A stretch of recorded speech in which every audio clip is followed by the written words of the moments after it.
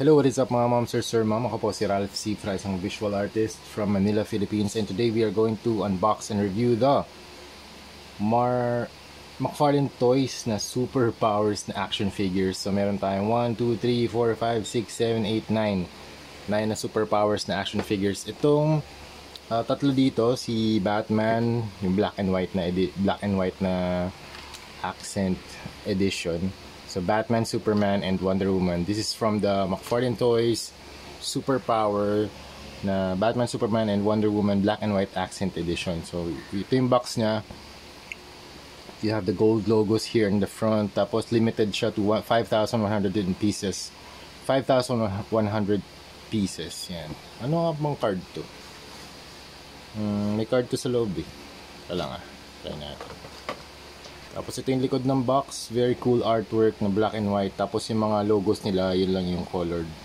So yung kay Wonder Woman, yung tiara niya, tsaka yung breastplate niya yung colored dito. Dito naman kay Batman, gold yung kanyang Batman logo sa chest. And kay Superman, red. Okay.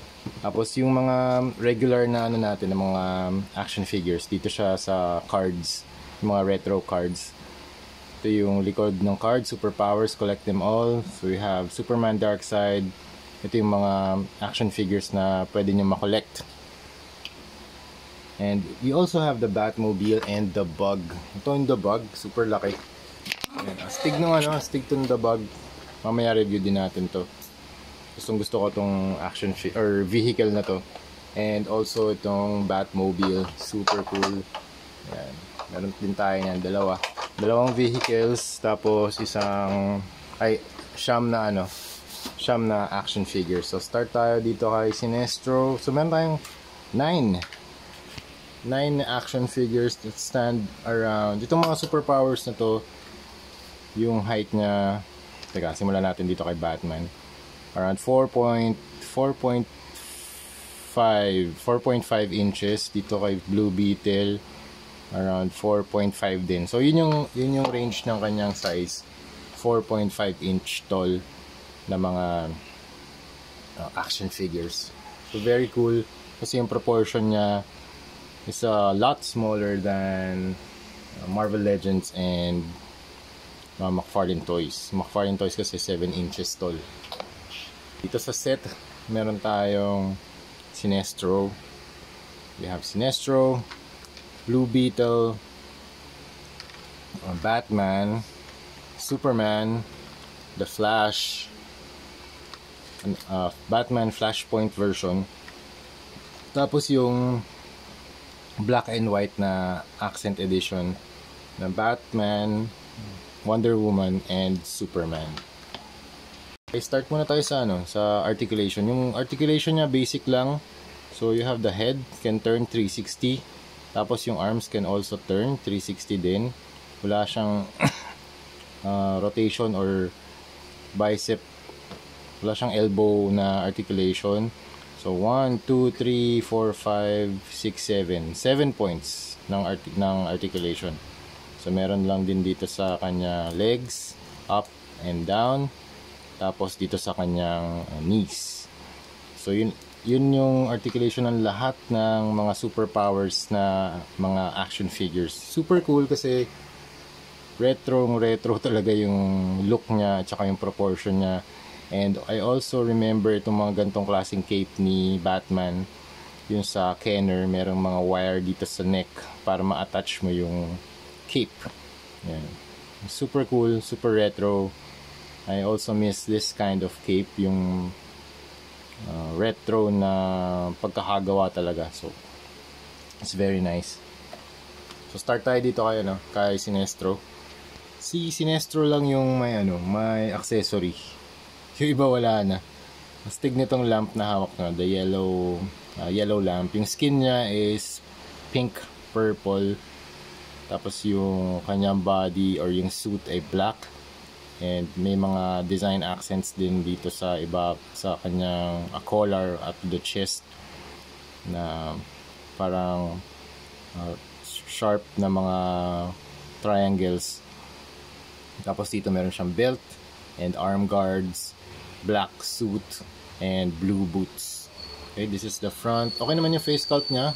Teka, ito, lapit ko. Ayan. Face sculpt ni Sinestro. Kahit na maliit yung proportion, looks very nice. It's okay. Yung kanyang hair, medyo pointed dito sa forehead. Tapos, it's very slick back. Papunta dito sa back part ng kanyang head. Tapos, yung kanyang ears pointed din. Okay, so here's the front, here's the back, here's the side, and the other side. Okay, next, dito naman kay Blue Beetle. Very nice suit. Ganda ng Blue Beetle na silhouette dito sa kanyang shoulders, sa chest, tsaka yun, sa chest na parang ang ganda nung design motif na ginamit nila dito para maging costume niya para maging suit design yung costume niya. Or para gamitin yung design motif dito sa upper part of the suit. Tapos meron din ditong belt with a yellow button or yellow buckle. Tapos meron din siyang dalawang very large yellow eyes. Open yung kanyang face plate or yung mouth. Tapos open din yung nose. Tapos meron siyang head or cowl na yung kanyang ears kita din dito, no, nakabakat. It's a very nice touch. And then very muscular body, kita din yung ribs dito. Adding short type of armor or suit. Yung inner suit niya mas lighter blue kaysa dito sa naka-overlay.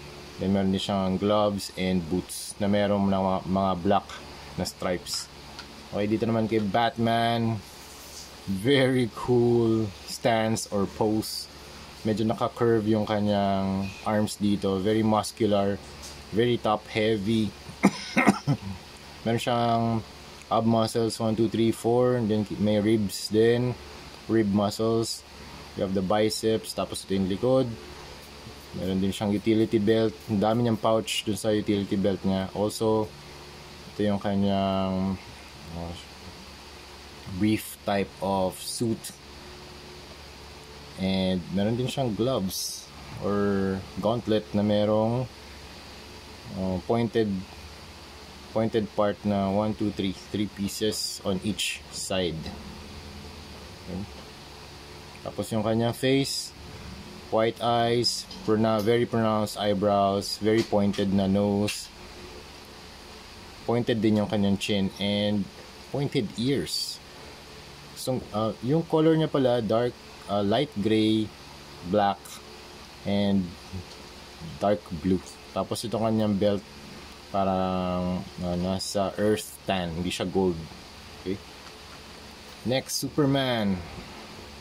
Very nice flowy hair. It's color black. Tapos yung skin tone niya mas lighter or mas different skin tone. Buti nagmix sila ng different skin tone para kay Superman kasi mas exposed yung kanyang face. Okay, and then he got the red cape. Parang may humawa lang din dito sa parang humawa yung cape dito sa kanyang suit. Ito sa likod. Then you have the letter S. Very nice paint application dito sa S logo. Very retro type of text. Then meron din siyang diamond logo sa gitna ng kanyang chest. Very muscular din yung kanyang build. Actually pare-pareho lang yung pare-pareho lang. Ay, pareho nga ba? Halos pareho lang yung template. May mga iniba lang. Kunwari dito, no, sa kay Batman, mas malaki yung stomach na muscle niya kaysa dito. Mas maliit to eh. Pero to same lang yung arms na ginamit. Mas curved lang. Nilagyan lang to ng gauntlet. Pero it's the same mold. Meron silang template. May mga binabago lang sila. Kunwari dito kay Batman, yun nga, meron siyang belt. Iba lang yung belt. Pero yung body halos pareho. Okay. Ganun din sa likod. May mga siya burns dito sa shoulders. cape siguro yun. Okay, dito naman tayo kay Flashpoint Batman. Hopefully wala na mga burns dito. Nangyari lang yan kay Superman. Okay naman yung head sculpt niya. And very nice din yung expression niya. Medyo nakasmirk siya, nakasmile. Dito kay Batman, Flashpoint version. Mas dark yung skin tone na ginamit. Red eyes. Medyo maliit lang yung kanyang ears dito. Dito very pointed, tsaka mas mahaba eh. Yan. Dito mas maikli. Tapos, wala siyang baril. Usually kasi si Flashpoint may guns eh. Pero hindi na nila in-include dito. Tapos mas mahaba din yung kanyang gauntlet. Yung mga pointed parts ng kanyang gauntlet. And in terms of gray, mas lighter yung gray na ginamit dito.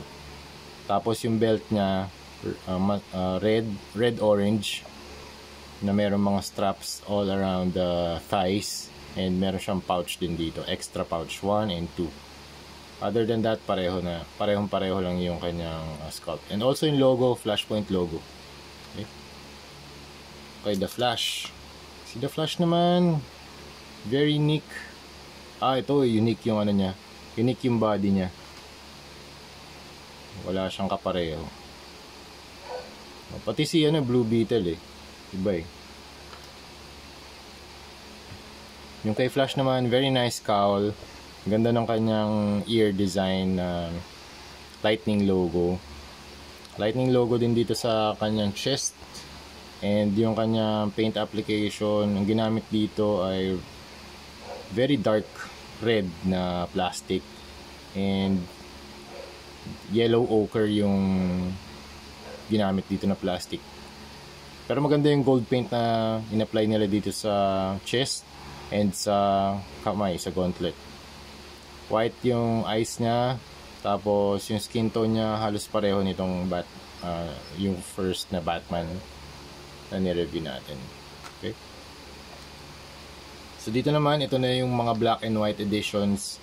So this is more of a very muted colors. In terms of body, ito si Wonder Woman. Siya lang yung babae dito sa group. Kaya ganito yung body sculpt niya, very unique talaga. So same lang yung tong sculpt, iba lang yung colorway. Very desaturated. Tapos ang gusto lang i-emphasize ni McFarlane dito na meron silang different na color accents. Dito kay Batman, sa gold logo on his chest. Red and white logo dito kay Superman. And gold or yellow. I think this is more of a medium yellow na color. Tapos yung pagka muted niya or desaturated niya, iba-iba rin yung color. Dito mas nasa sepia yung tone ng armor. Dito nasa gray. May mga burns din pala to. Hindi ko alam kung pwede matanggal yan try natin punasan. Mas nasa grayish or nasa sepia yung tone niya ng body armor. Tapos dito kay Wonder Woman naman, I think wala namang halo ng brown dito.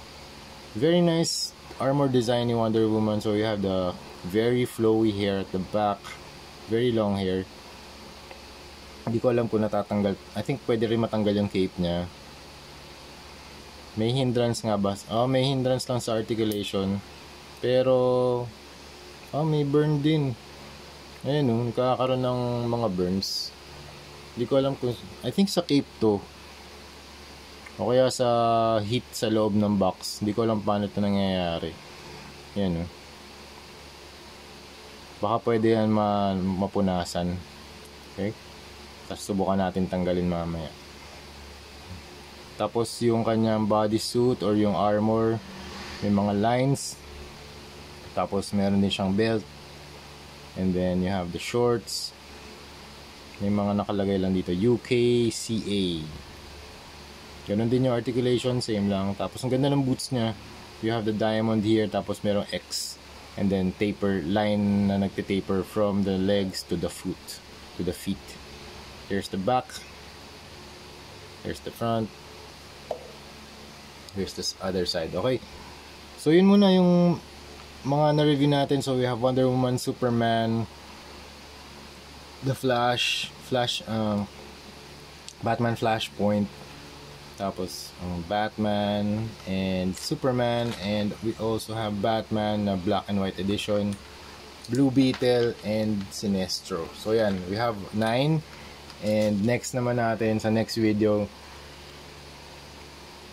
i-review din natin yung The Bug. Yun yung aerial mobile headquarters ni Blue Beetle and yung Batmobile ni Batman. Okay? Thank you very much for watching and see you sa next video. Bye-bye!